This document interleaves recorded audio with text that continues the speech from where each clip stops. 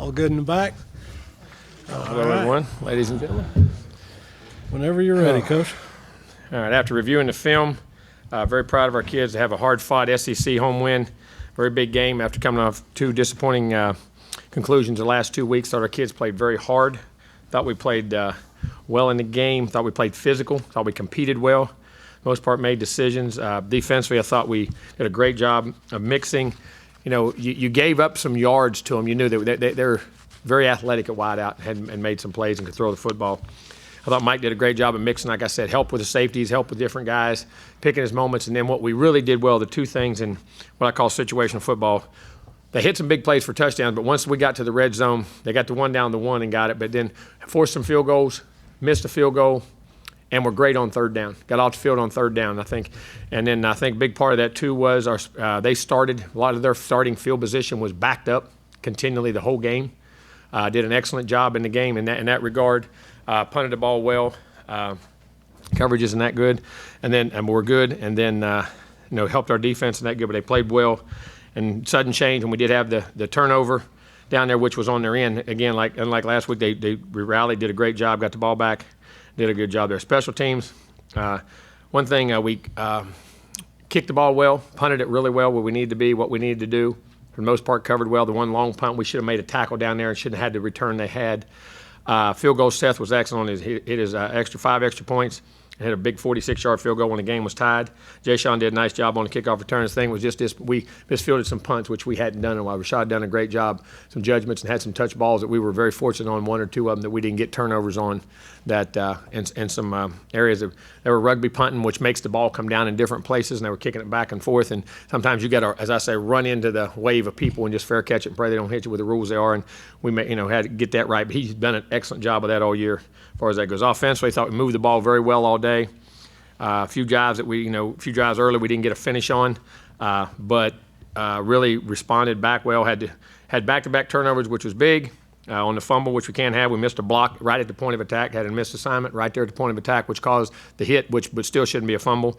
And then the other one, we just got to throw it away. But really thought he played well in the game. Had two other throws. Other than that, excellent. Threw the ball excellent. The next drive coming down, threw the ball well the first half. The big third down throw to Jace after we'd had the two turnovers on 3rd and 8 on the sidelines about as good as it gets.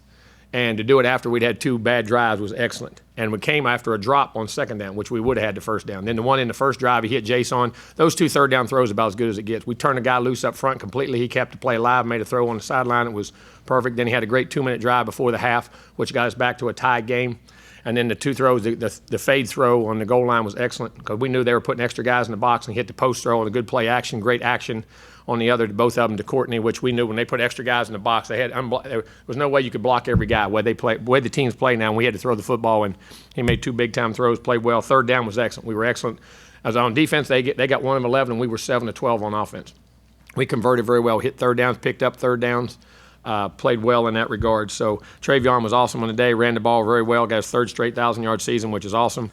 The other thing the offense did a great job of, we had the ball for 38 minutes. And then the best way to keep a nice offense off the field is, to keep the football away, and we did it.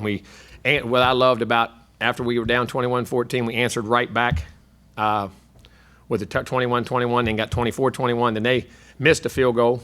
And unfortunately, we had a bad substitution penalty, which was really hurt us, which we can't have. We had the ball at midfield. Then we got backed up and had the penalty, and then they get it and go down and drive, and we hold them in the red zone, miss a field goal, and the offense goes on a straight 80-yard drive. We hit Jason a flat on a play, hit another play, hit a couple passes, hit a run, and then bang, we hit the pass for a touchdown to go up 10. They come back, make it into a 7-point game, and immediately we grade the ball. In the last 4 minutes of the game, I thought we did a great job of running out the clock, going down and getting points, and answering every time in those regards. So, not getting it back and kept stretching on offense. Did a great job in that. Jace had some nice catches. Courtney had 2 touchdowns. Converting third downs was excellent. Touchdowns in the red zone except for the fumble. And that was just, we had the elbow too low. So, great job there. And also the defense, the one turnover we did cause was huge in the red zone when they fumbled, the quarterback fumbled, and we were, again, able to answer. Our transitional defense and our transitional offense after big plays was really good. And controlled the momentum of the game in that way. And it was a good win. Like I say, they moved the ball and had some yards, but we kept the points down. We kept on offense. We did a great job having great balance running and throwing.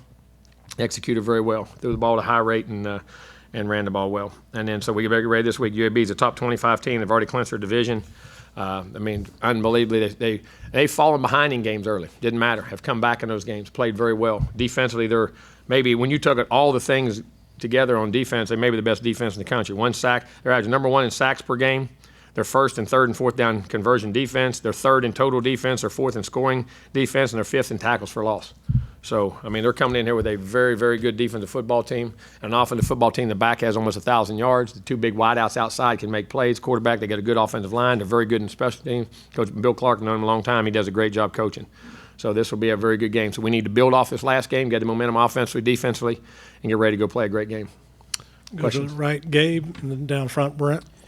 Yeah, Coach, you're number 2 in the country in run defense. Dalen Mack seems like he's been a huge part of that. What kind of impact has he made as a senior? Huge, because he keeps those backers free. And like I say, anytime the core, when the centers can single block noses and control them, teams usually run the football.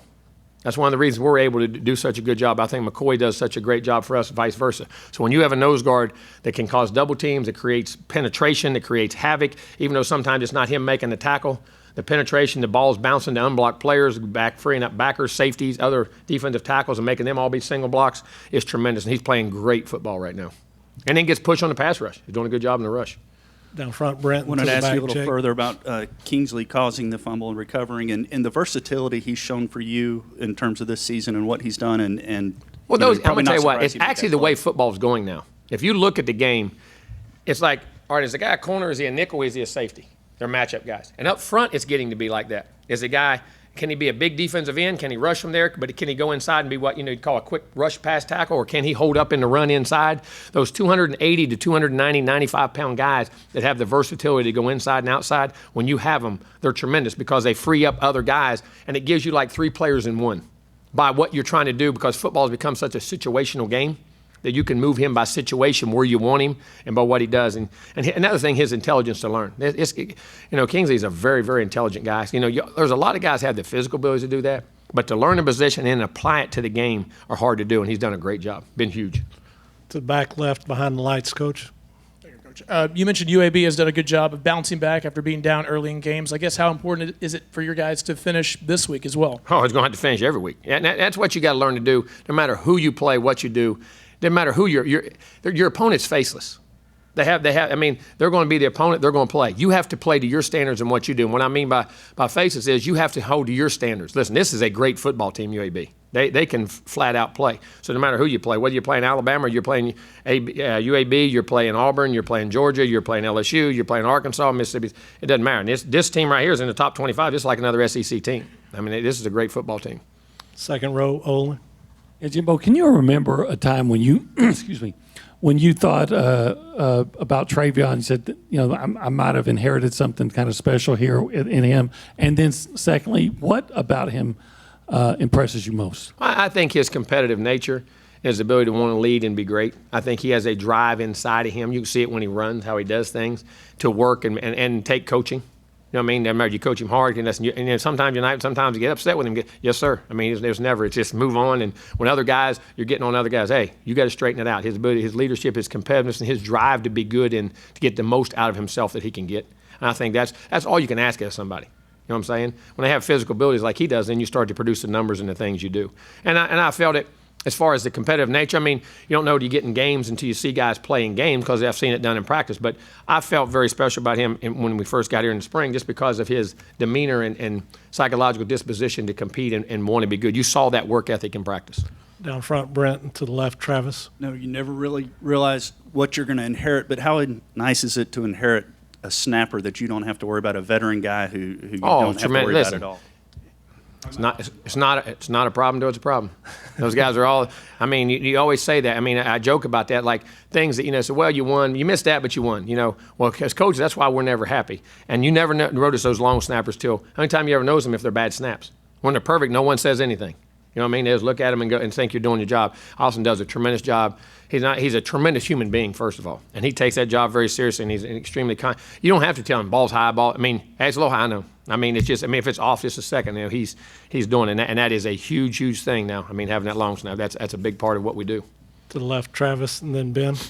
Coach, I know you mentioned a little bit on the teleconference last week, but what was the surroundings with you almost taking the UAB job back in, I think, 2007, and what drew you to the program? Well, I was just I was an offense coordinator at LSU for years. We had tremendous success. Your next step is to be a head coach. So you always try to take steps that you think, either a job that you think you could stay at forever, or a job in which you think you can be very successful at that could promote you into the next level. And you look for recruiting bases, financial support, as far as what the commitment of the organization and the administration and the school to athletics, and also how it bridges into academics, and how the community and that environment is to be successful at. And UAB, I thought, had a chance to be, was an up and coming program that I thought had a chance to be really good. It's in a mecca of football, which the state of Alabama is a huge football area. You got good recruiting.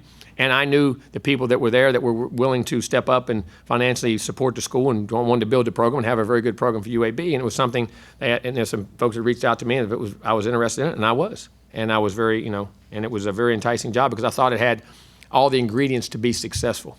And obviously that proved to be true.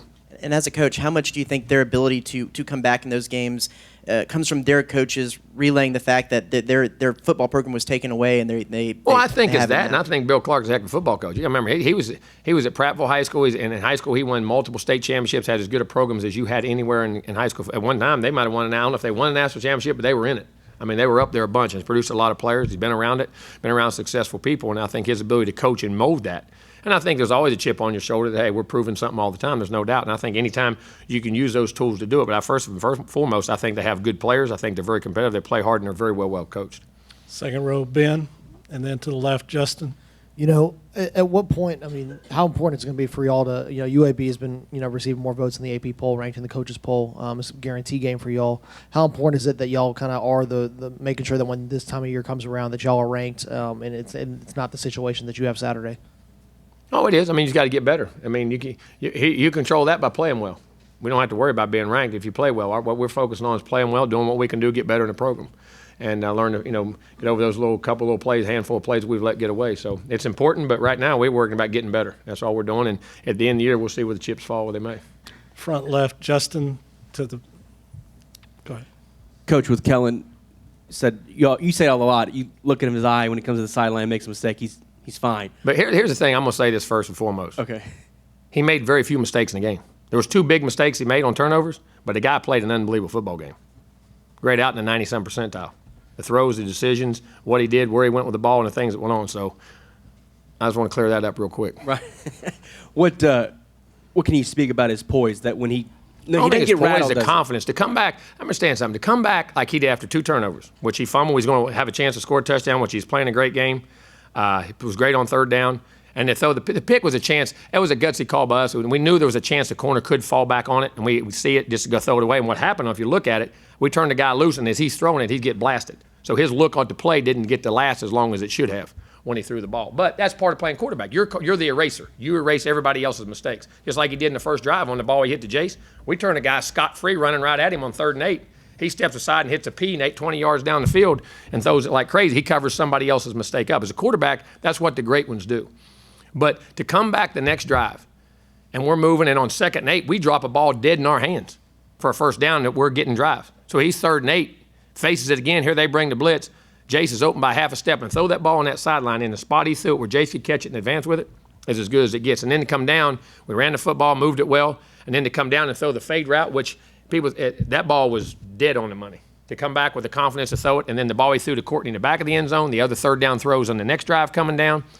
That takes,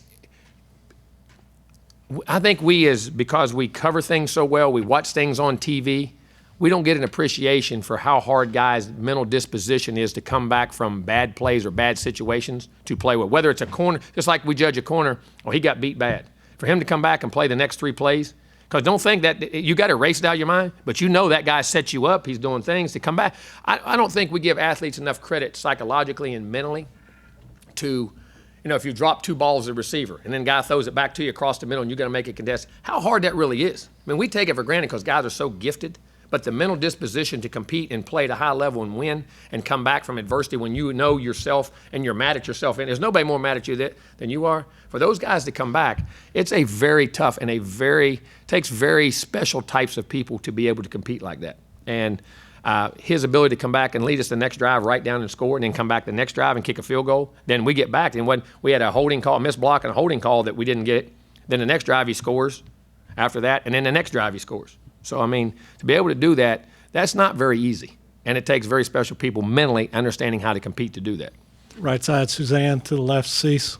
I have two questions now. To follow up on Kellen, when you were talking after he threw the interceptions, so 2 turnovers in a row, was he grading out at 90%? Or He had 2 bad plays. No, those are 2 major mistakes, yes. Okay.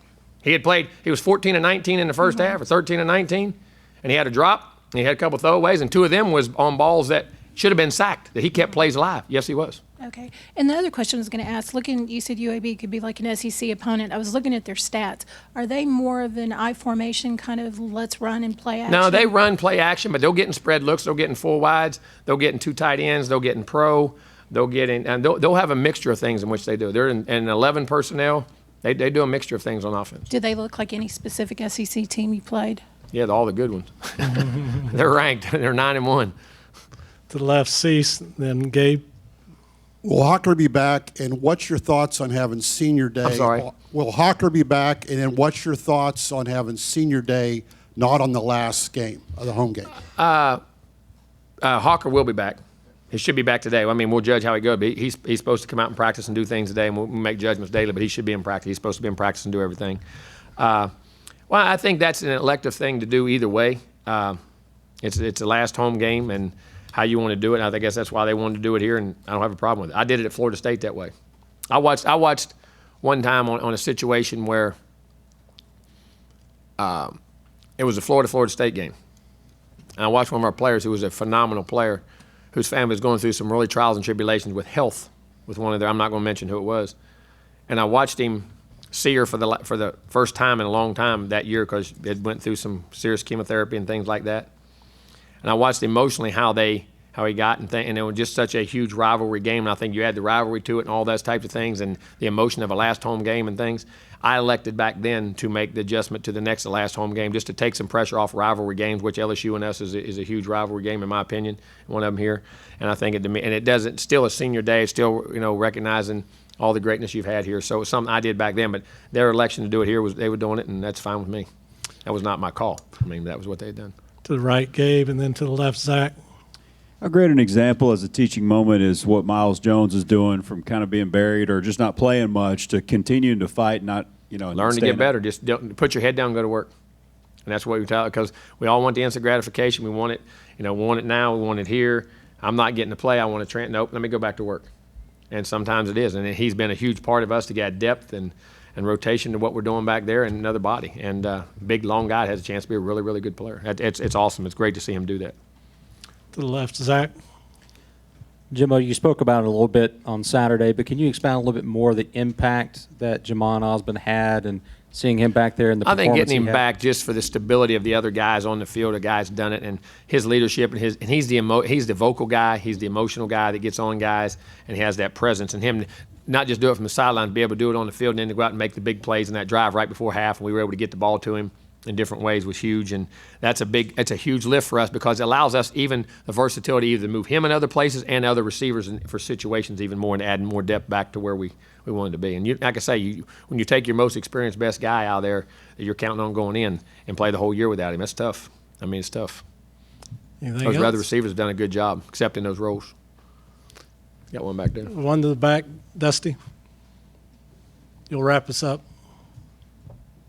I just wondered if you could clarify, are you allowed to challenge when you see a targeting that doesn't get called, and what other penalties that are not called can be challenged? There's a list. If I have to give it to you, there's on the back of that card I can say. I mean, it's out of bounds, whether laterals or forward passes, drop balls, but the flag, there's a list of them right there, things like that. But you cannot challenge a targeting.